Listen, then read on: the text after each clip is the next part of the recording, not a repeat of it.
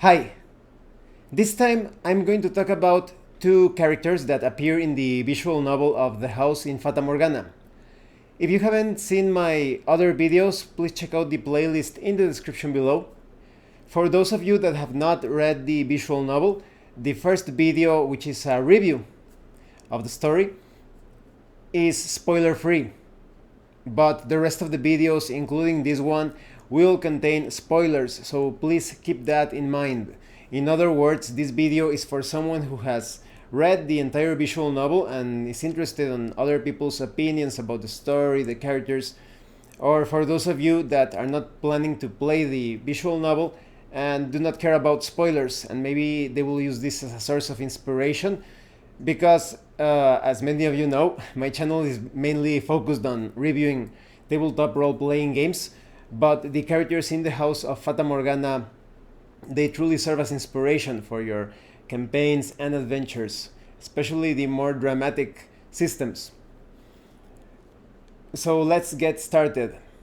Let's begin with an overview of the story of these two characters, and then I will give my opinions and thoughts on their flaws and virtues and how they relate to the main story. So the two characters are Jacopo and Maria. Let's go to their more recent incarnations. As many of you know, the House in Fata Morgana features reincarnation. So the story introduces Jacopo and Maria in a time that seems to be at the peak, rather the beginning probably, of the Industrial Revolution. And because the house itself, where the story takes place, it kind of moves between time and space, in my opinion. It appears in very different settings at times.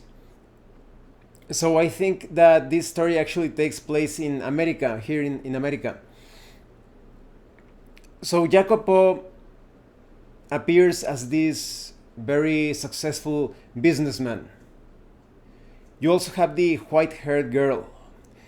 But Jacopo and the white-haired girl, they are quite the contrast, the opposites. Jacopo is completely focused on his business and he's quite wealthy, but he doesn't have a certain prestige to him. And in the case of the white-haired girl, she comes from a noble family, but she is in decadence, she is in poverty. Her bloodline will pretty much die unless she finds some way to sustain herself and her future. So there is this marriage of convenience. Jacopo wants to become a nobleman. He wants to be of noble blood. And why is that? Well, because Jacopo obtained all of his riches through he belongs to a mafia family. He comes from Italy. So you could say that a lot of his earnings come from unlawful means. And the rest of it comes from the boom of the Industrial Revolution.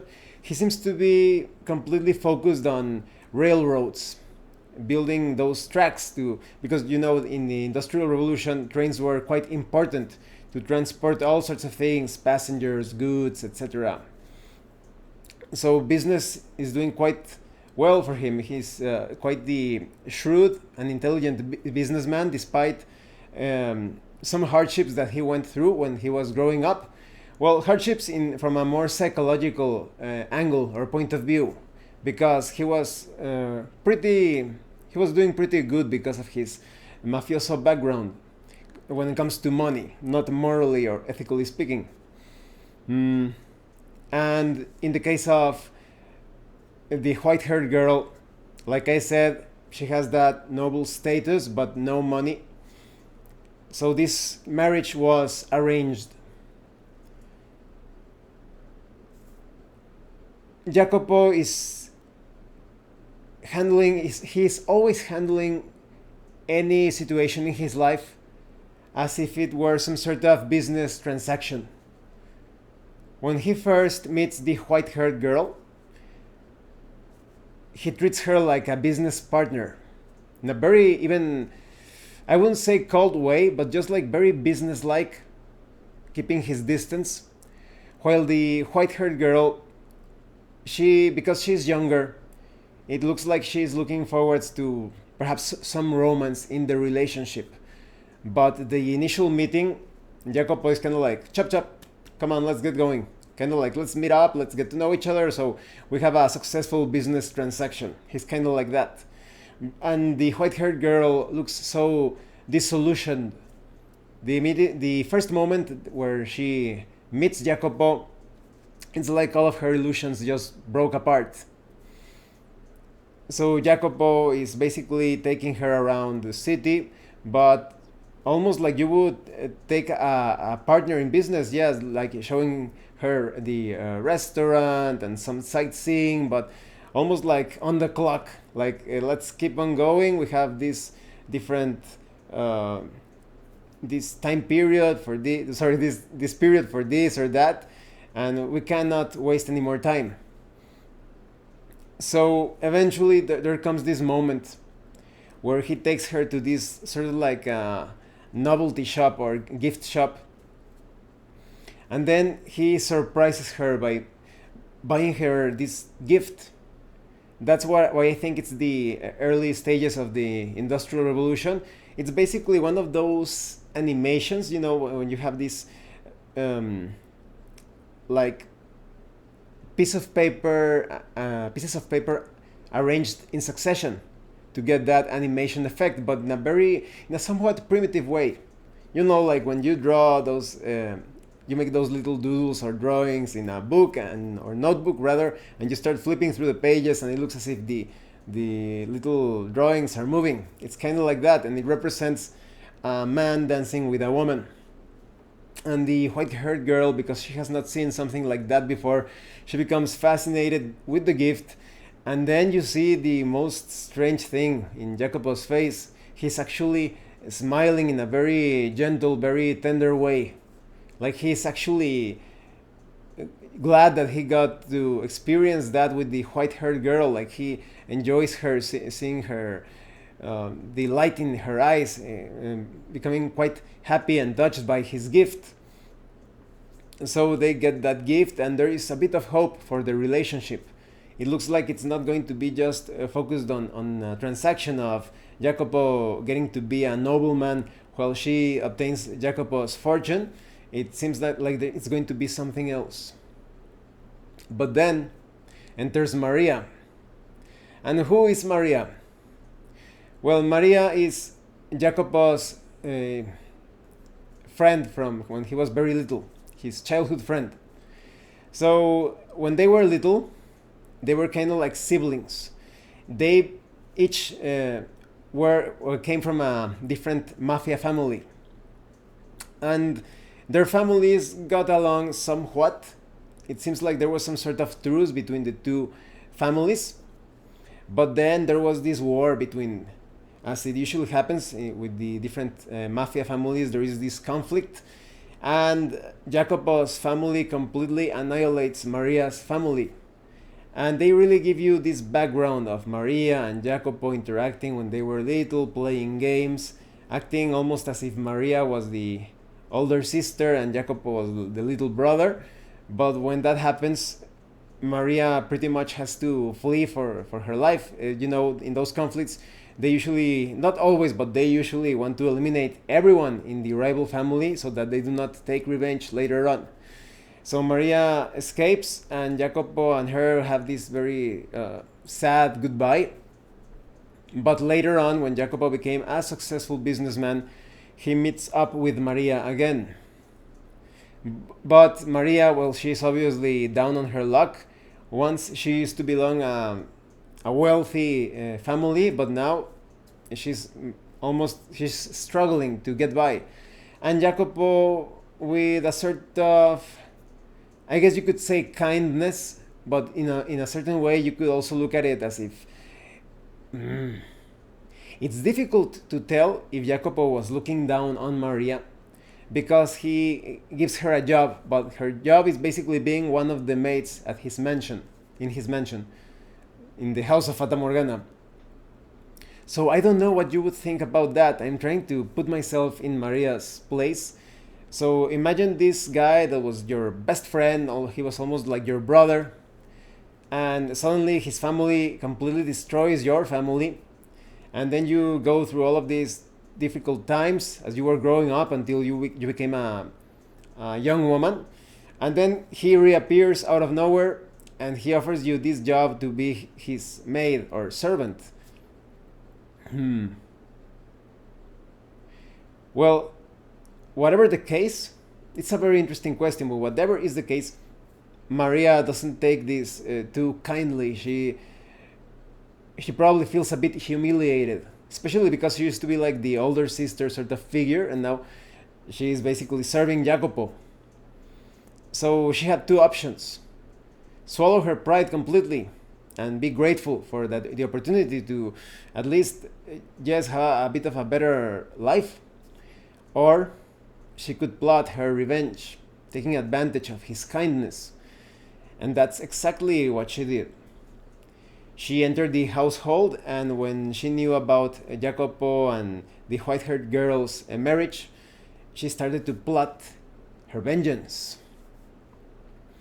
She started to get close to the white haired girl, and this, I think, that is somewhat scummy or low life in her on her part, because the white haired girl, well, she had nothing to do with the entire mafia conflict, but Maria pretty much wanted to destroy her happiness, because Jacopo and the white haired girl, they were starting to perhaps develop feelings for each other.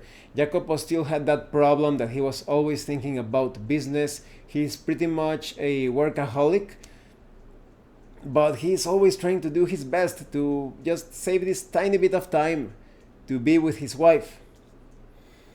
So this is where Maria comes in. She gets close to the white-haired girl. She starts interacting with her like an older sister or a confidant or friend. And so the white-haired girl starts to feel worried about her relationship with Jacopo. And she tells Maria, well, I want to get closer to Jacopo. And Maria suggests that she writes letters, a very romantic and sincere letters to Jacopo, expressing her thoughts, what she feels, because even though Jacopo is very busy sometimes out of the house because of business, perhaps business trips, at least he'll get some time to read her letters every now and then, perhaps when moving from train to train or anywhere else where he gets a bit of free time. So the white-haired girl writes these letters with a lot of hope in her heart. And Maria takes those letters and manipulates them so that they look as if the white-haired girl is writing to someone else. So she approaches Jacopo, and Jacopo trusts Maria completely because she was his childhood friend. He's almost like a sister. And she tells Jacopo that she thinks the white-haired girl is having an affair with someone else. And she hands him the manipulated letters or modified letters, and he starts to read them, and he cannot believe it, but there's still this doubt in his heart, and he keeps asking for Maria to keep tabs or that she spies on whatever it is the white-haired girl is doing.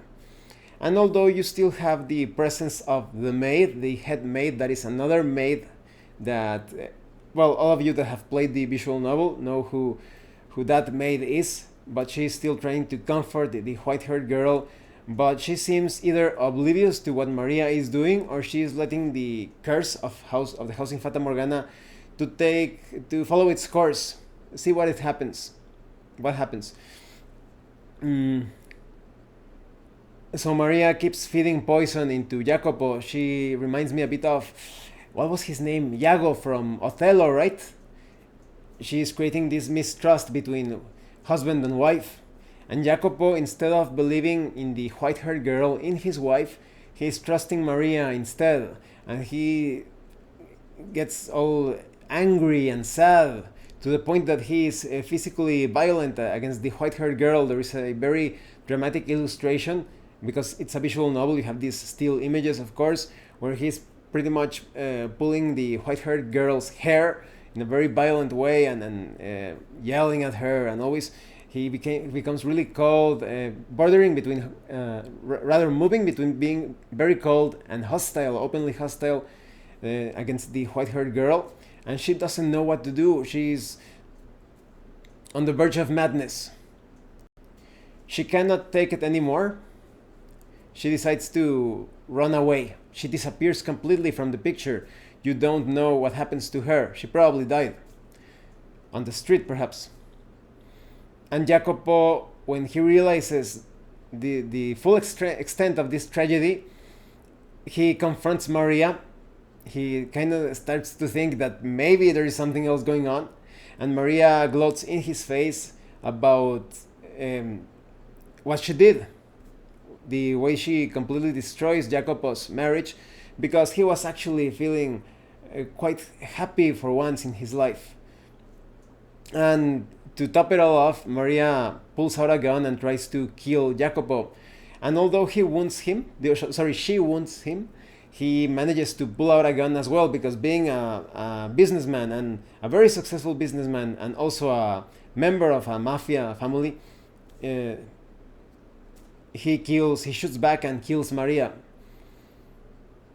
And so Jacopo, after recovering from his wound, tries to look for the white-haired girl. He cannot find her, and lives the rest of his life in misery despite of all of his money, all of his fortune. He never finds true love again, if that was actually true love. So now let's go back to the past, to where everything took root. When you look at Jacopo's past, I think many will consider him to be the main villain of the house in Fata Morgana, and some others would see him as a tragic hero. Maybe it's something in between. The full story of Jacopo, Maria, and other characters, including Morgana, which is the white-haired girl, appears in the prequel, I forgot the name, Requiem for Innocence, I think it's called. A very amazing visual novel as well. I plan to talk about that visual novel in a future video, that is the complete story of Jacopo, Maria, and all the rest. But in this current video, I want to focus on the story as presented in the House of Fata Morgana in the first game. So we go back to the past, and you get some scarce details on Jacopo's past. You get more details on when he was actually acting in a very villainous way, but there are some clues as to when he was a better person. So based on the information revealed, especially because of the memories of the white-haired girl, you can pretty much figure out that Jacopo was a very poor man. Jacopo wanted to change his situation and the situation of the world around him, but he had to defeat a tyrant, the lord of the land. When Morgana first appears in her past, and I'm going to handle that in a separate video, you see that she was a prisoner of the lord. This lord of the land kept her in a tortured state. He basically had her like a centerpiece of a sort of party, like you would expect to see in those degenerate high societies, rather low societies. But well, she's basically being drained of her blood. There is this belief that the blood of Morgana has some sort of healing or miraculous property. I really want to take that on when I talk about Morgana, but okay. So they have her sitting at their degenerate parties, cutting her, drinking blood from her, and Morgana starts to develop this. That's where I think that she got infected in some way, because as many of you know that have read the visual novel, Morgana is completely covered in these rashes or scars, and stained. Her skin looks stained in some way with brown and red. She looks like she has some sort of, like she's leprous. And there are moments where you pretty much figure out that Jacopo tries to attack the castle of the Lord, the palace, and he is somewhat unsuccessful. He manages to rescue Morgana. He doesn't strike the definitive blow against the Lord, but he rescues her. And so Morgana starts to have the most happy memories of her life in the company of Jacopo, of Maria, who back in that time, because it looks very ancient, it looks early medieval perhaps, or before that, probably before that. And Maria is part of this brothel. She looks to like the head hooker or the madame of the brothel. I think she's in charge. And the other girls and Maria and Morgana, they are living there in the brothel, and they are all treating Morgana as if she were their sister. She was like the kid sister, the younger sister. I don't remember if she's between 12 or 14 years old. And Jacopo, he's a lot older, like 17 or 18, I think. And he's still planning how to defeat the Lord. The only objective in Jacopo's mind is obtaining a better way of life, but perhaps the best way of life he's actually thinking of perhaps not at first, but later on, the idea of replacing the Lord himself really starts to dig deep into his mind, to appear as a plan that could be carried out. But then he becomes distracted. He starts to fall in love with Morgana despite her age. He falls completely in love with her, and this is very strange because you could look at it from 2 points of view. Either Jacopo has some very somewhat impure way of looking at Morgana, because she's completely, like I told you, she's quite ugly despite having such a beautiful voice and beautiful eyes and some nice looking features. She is quite, like I said, she looks like she has leprosy, like her skin is falling off and she has some sort of stains. Based on her appearance, you can pretty much tell it's something bacterial based, or perhaps related to fungi. And Jacopo, he doesn't care. He loves her. So from another point of view, you could say that Jacopo perhaps he's a very virtuous person at the very bottom of his being. Perhaps there is some sort of virtue, because he's capable of loving someone that looks hideous. So Jacopo, it looks like he focuses completely on the happiness of the white hair, or the Morgana of this girl. He's always trying to make her feel better, joking with her. She acts very hostile towards him, probably because she has been suffering so many bad things throughout her life. But she starts to soften up a little, or perhaps because she's so young, she notices Jacopo's affection towards her, and she, at that age there is a sort of like a love-hate relationship between boys and girls. So maybe it's her way of trying to reject his feelings because they are unknown to her. But eventually there is another tragedy. These men that serve the Lord attack the brothel. They become aware because of certain events that I will talk about in another video, because it involves several characters. They know that the brothel serves as a sort of base of operation for Jacopo, or a meeting place at least. So they attack the brothel. Morgana thinks that Jacopo has been killed, but he actually survives the attack. In Morgana's case, remember, she is the previous incarnation of the white-haired girl. She is captured. Jacopo thinks that they killed her or that she disappeared, but Jacopo is in great distress and filled with rage that she was either killed or taken. So now he decides a complete all-out assault against the Lord of the land. Jacopo attacks, and he effectively eliminates the Lord and takes his place. Now, a lot of you could be thinking that makes no sense, because how is a peasant or an upstart going to replace a lord. But there are many things that led to that, many things related to deceit, um, making up some stories, to say the least. Mm. And he ends up as the Lord. And I will talk about that in a future video. But he ends up as the Lord, and now he's planning to use all of his resources to find Morgana. What happened to Morgana?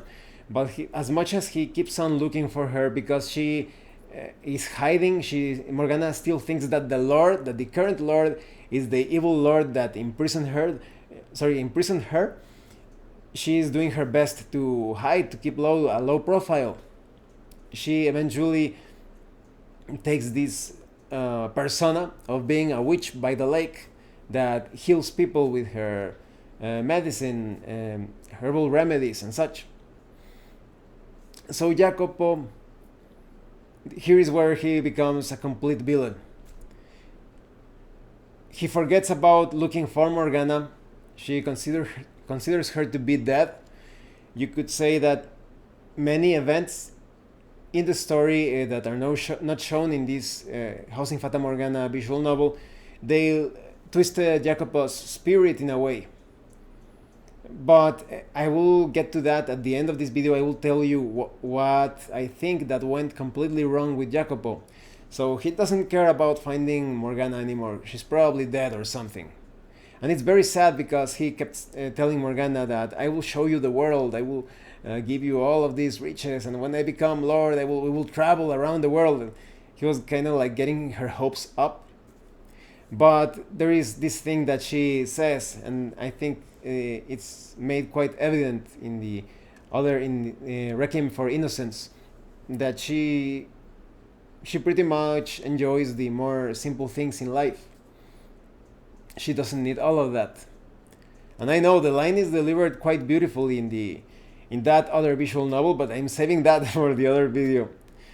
But so Jacopo becomes a complete tyrant. He's just thinking about obtaining more riches, becoming more powerful as a lord, creating the best land, the best people, but just to show off his prestige.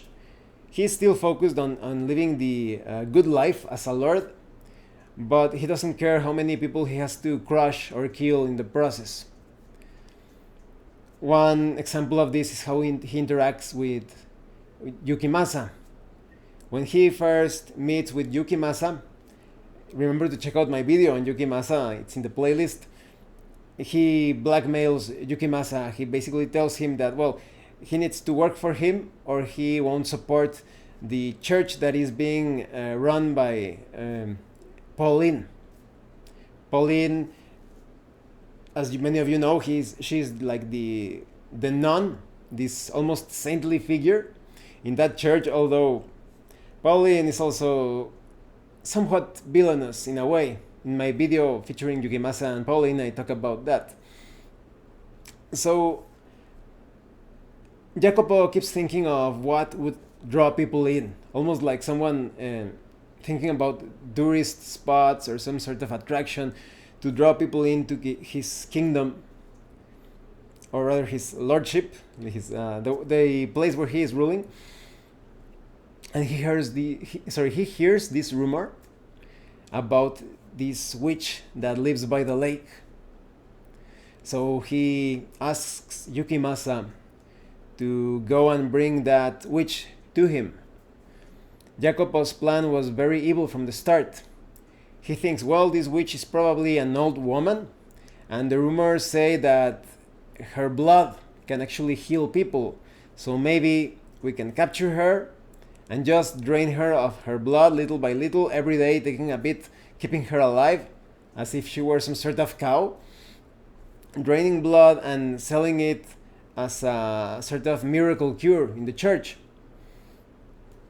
So they decided to, because that's the main point, even if he were to give the blood for free, it was going to draw people in from all over the world that heard of this miraculous blood, especially in those times where people were kept so ignorant, at least within the cities, when it comes to plagues and disease. So that was his plan. He asks Yukimasa to do it. As you know from my video featuring Yukimasa, Yukimasa goes and captures Morgana cutting off her arm, because Yukimasa is a complete psychopath. But when he manages to just apply a tourniquet of sorts so that the blood stops pouring out, he takes the almost near dead Morgana to Jacopo's palace, and then Jacopo realizes his horrible mistake. The witch was Morgana, the girl he once loved, or that he thought he loved. And Morgana, because she's almost blind from the loss of blood, she doesn't realize that Jacopo is not the evil lord from before. She doesn't recognize Jacopo. She probably also has terrible hearing because of the loss of blood, and doesn't recognize Jacopo at all. And in a fit of despair, anguish, and rage, she starts to verbally attack, verbally assault Jacopo. And Jacopo is flabbergasted. He cannot believe that Morgana doesn't recognize him, but he is also in complete crisis that he ordered Yukimasa to take her, and she is in her sorry state because of him. She's almost dying. And Jacopo does the worst thing imaginable.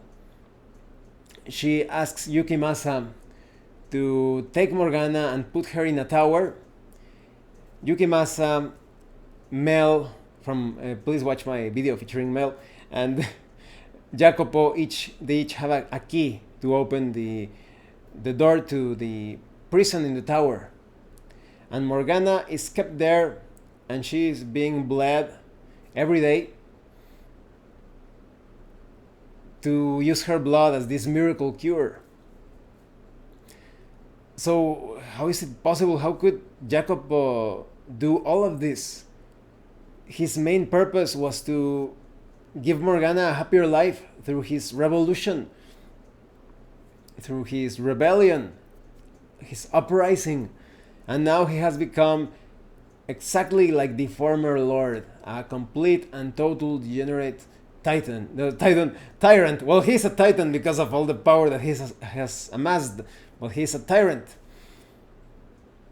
But eventually, the truth about the blood is revealed, and the people start to die because of the disease. There was a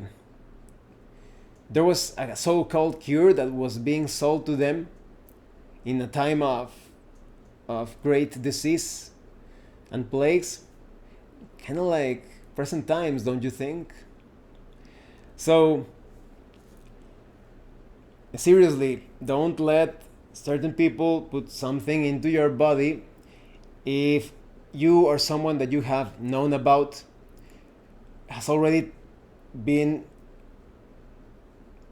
penetrated by that certain thing that I cannot mention because YouTube is taking down videos. And if this video is taken down, please check out my secondary channel in odyssey.com. They do not they do not censor things there. But if you have already received that, or if someone else has received that, pay attention to your health, to their health, see how it starts to decay, and also place, how would I call it without getting censored? You know those things that attract metal? Those things that you keep in your refrigerator? Those things? Place one of those things in the spot where you received that, and you will get a very nasty surprise. Just look in Odyssey, type that needle thing and that other thing that attracts metal. They call it the challenge. And you will see people from all over the world that have received that thing, and the thing is sticking to their arms as if their arms were made of metal in the same spot where they received that. Okay, and moving on with the story. A false cure for a disease. People find out about that, and I wonder if this is a sort of premonition of things to come, and they rebel against the evil lord. They pretty much destroy his entire palace and they kill him. Jacopo is killed by the people that he was ruling over, rather that he was governing. Government, govern mentalities, governing minds. And that's the sad story. And you see why Jacopo could be seen as the main villain. And I will talk about the full resolution to this when I talk about Michelle and Giselle. But yes, Jacopo is responsible for the curse of the house in Fata Morgana. So many things could have gone differently. Perhaps if he had kept searching for Morgana till the very end, perhaps if he realized his mistake and just killed Morgana immediately, that would be quite horrible as well, but she had already lost her arm and she was going to bleed to death eventually because they kept taking blood from her and because of her bacterial or fungi disease. But let's analyze this a bit deeper. And just like a small detail, Maria doesn't get too much when it comes to backstory in the house of in Fata Morgana. In this first game, in the prequel, she obtains a lot more. But here, and still not enough in my opinion. But you can see that after Jacopo rose to power, he became quite disconnected from her. And she decided to kill Jacopo, but she eventually was killed by the people during the rebellion. I think I will talk about a bit more about her in a few moments, but first let's talk about Jacopo because he's like kind of like the vortex of everything that went wrong. So Jacopo, he started out being poor and in hardships. He should have kept that connection because in current times you can see all of these different successful people that the from rags to riches story, that they started out in their dad's garage and they ended up with all of these amazing things because of their intelligence, but they had it all in a silver platter, on a silver platter handed to them. Everything was handed to them from the very start. They had the proverbial silver spoon. Just take a look at the true history behind Microsoft and Facebook, and I'm going to put a link in the description to the Really Graceful channel. If that channel has not been taken down, I am actually surprised that it's still up. You'll find some very interesting things there. So Jacopo actually had that connection to the people, but he decided to throw it away. And why is that? Because Jacopo wanted to rule over people, but he didn't really want the responsibilities. If you're going to rule over someone, you need to get into the mindset that you're going to be serving those that you rule. The archetype of the true ruler or the true nobleman is noblesse oblige. When there is this threat, something that is threatening your people, your kingdom, you are the first one to fight. Like Beowulf, the mythological figure of Beowulf, fighting against the monsters to protect his people even during his old age. King Arthur, the mythological figure of King Arthur, fighting until the very end, sacrificing himself for his people, to the point that it depends on the version of the story that you are looking at, that he didn't fight to defend his queen because he was still the king and he didn't want to disgrace or defeat or potentially kill one of his knights. So you can see those leaders that go through so many sacrifices and pain for the sake of the people, but Jacopo, he seems just completely obsessed on his own well-being, on his potential life that he could have with Morgana. And he never really thought, in my opinion, perhaps during a particular section of his life, we will examine that further when I talk of the Requiem of Innocence. Maybe there was a moment when Jacopo actually cared for the people, but it was a fleeting moment. It was too brief. and later on he just focused on his own survival, and he later on discarded his quest for Morgana, which makes you think that his love was imperfect. So Jacopo should have focused completely on doing the best for his own people from the very start of being an exemplary ruler. There are many bad things that have been said against Richard the Lionheart, but in my opinion, I think that he did his best to bring some sort of order. It was obvious that he was acting against the church, and that's why he kept getting sent to the Crusades. He actually, with Saladin, he managed to obtain peace between East and West, and he went back to the West and he got conveniently killed. So I think he should have been a bit more like Richard the Lionheart, thinking about his people and doing his own. If you want something done right, you have to do things yourself. In the case of the witch, if he really wanted to, that is a terrible thing actually. Jacopo thought that the witch was an old woman, and he was willing to take this old woman and to bleed her dry, to attract more people to his kingdom, to the place where he was ruling over. But if he had gone instead of Yukimasa, he would have recognized Morgana. He sent Yukimasa to do his dirty work instead of going himself, because there are some famous characters in history that actually do their own thing, like Vlad Tepes. Vlad Tepes also has his things, but he is more maligned as a figure in history, in my opinion. I think it would be interesting to feature him in a video. But one of the things that Vlad Tepes did was constantly just move between amongst his people. He disguised himself as someone else, and he started to talk with people to see how things were going in his kingdom, detecting potential enemies, but also I think that in his own way he also wanted to listen to the needs of his people. Like I said, a very controversial figure, but at least he was doing his own thing. He wasn't sending someone else to do the dirty work.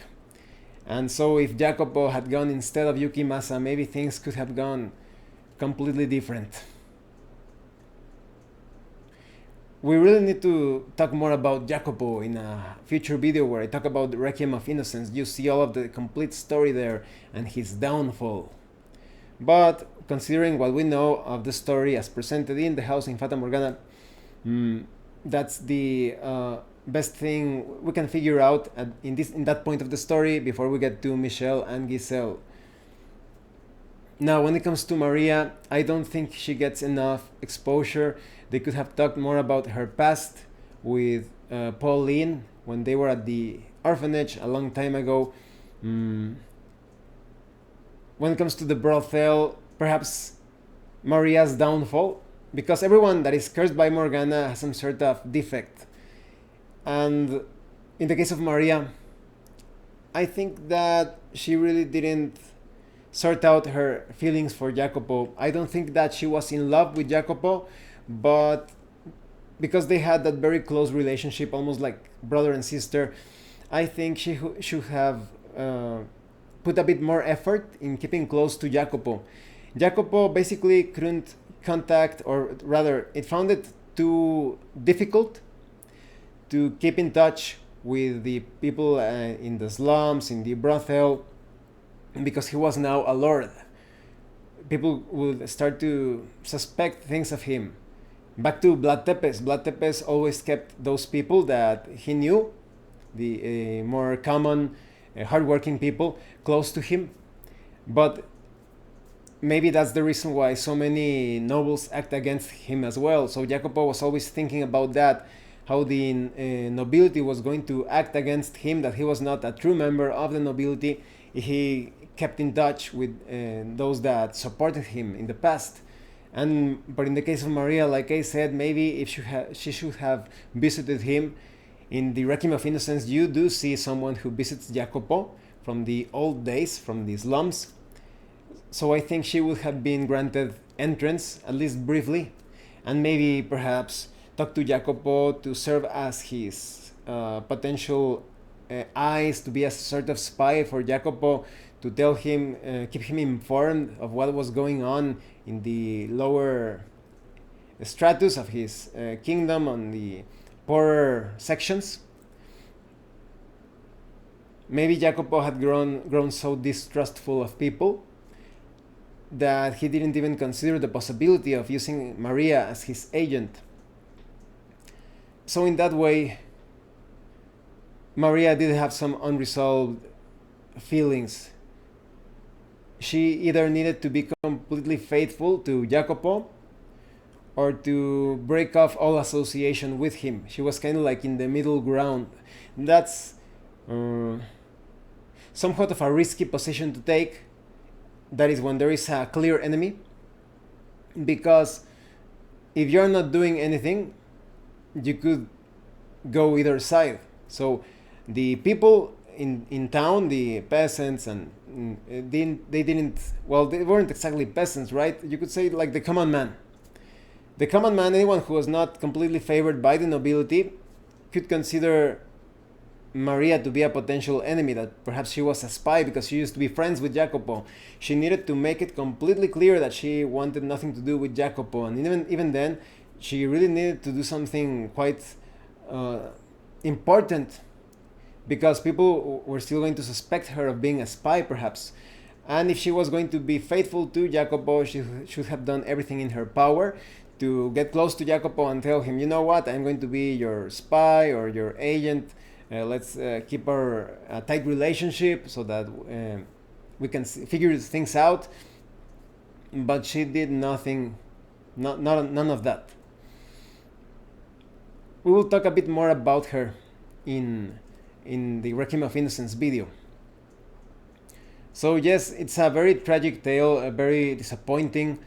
Jacopo did many nonsensical things. As you can see, fear and arrogance leads automatically to stupidity. I find it a bit funny that there are so many people, perhaps of a distorted culture that we have nowadays, that they actually feel glad that they are arrogant. But in my eyes, and in the eyes of anyone who seeks some sort of wisdom or some sort of virtue, arrogance is pretty much equals stupidity. And you have arrogance and fear, this sort of hubris, you could also say, that led to making so many bad decisions on the part of Jacopo. Very sad story. Well, thanks for watching this video featuring these characters from the house in Fata Morgana. I think that it's time that the next video where I talk about the characters, I am going to talk about Michelle and Giselle. I don't even know if I can do that. Those characters are so powerful. There's so much, tons and tons of emotional content behind those characters. I'll try to do my best. But in the meantime, I hope you have enjoyed this my take on Jacopo and Maria. If you have any comments or questions, please let me know. For those of you that have read if you have read the visual novel of the house in Fata Morgana, please let me know your own thoughts, your own opinion on Jacopo and Maria. Maybe you agree with some things that I have said. Maybe you disagree. Maybe you think that Jacopo is a complete villain, or maybe he's actually a hero, but for some reason he became like a victim of destiny. And for those of you that have not read the visual novel but still wanted to see this video, I also want to know your thoughts about these characters. So once again, thank you, and thank you so much to those of you that have been supporting my channel by sending Drive-Thru-RPG gift certificates. If anyone else wants to further support the channel, the information on how to do that will be in the description below.